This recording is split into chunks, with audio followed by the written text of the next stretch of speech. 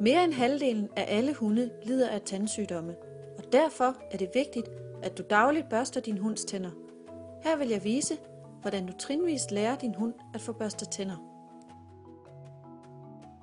Vælg en meget blød tandbørste og brug kun tandpasta specielt til hunde. Brug nogle virkelig velsmagende godbidder, og så er du klar til at gå i gang med træningen.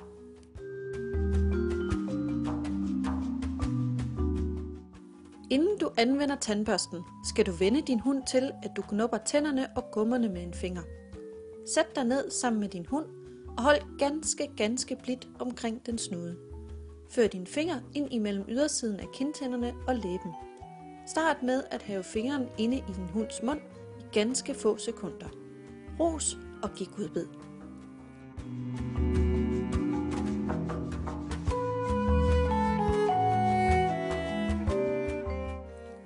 Efterhånden som din hund bliver fortrolig med, at du knupper dens kindtænder, kan du begynde at knuppe hjørne- og fortænder.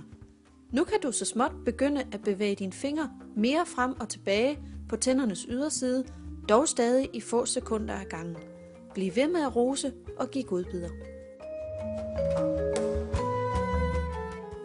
Nu begynder dine bevægelser at blive større, lidt mere cirklende og når længere ind bag i din hunds mund. Du begynder at knuppe tænderne længere og længere tid ad gangen. Det er vigtigt, at din hund hele tiden er afslappet og stop træningen, mens den stadig hygger sig. Når din hund er fortrolig med at få knuppet tænderne med dine fingre, kan du begynde at bruge tandbørsten. Start med at lade din hund vende sig til smagen af tandpastaen ved at smøre den på tandbørsten og lade hunden slikke det af.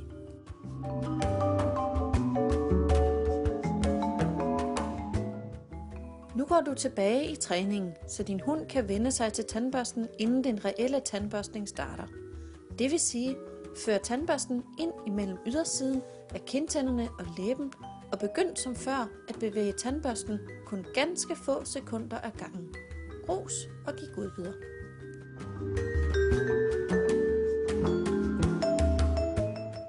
Stille og roligt kan du begynde at børste tænderne længere og længere tid ad gangen, og dernæst børste hjørne- og kindtænder.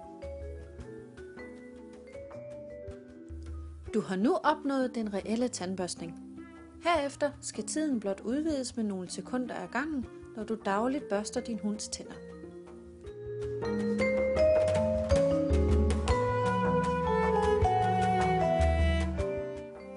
Sørg for, at du giver dig god tid til tilvænning. Din hund skal se tandbørstning som en positiv eller neutral oplevelse.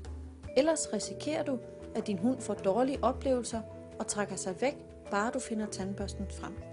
Tålmodighed er vigtigt, og du kan først forvente, at den færdige tilvænning er sket efter en måneds tid. Rigtig god fornøjelse med tandbørsten.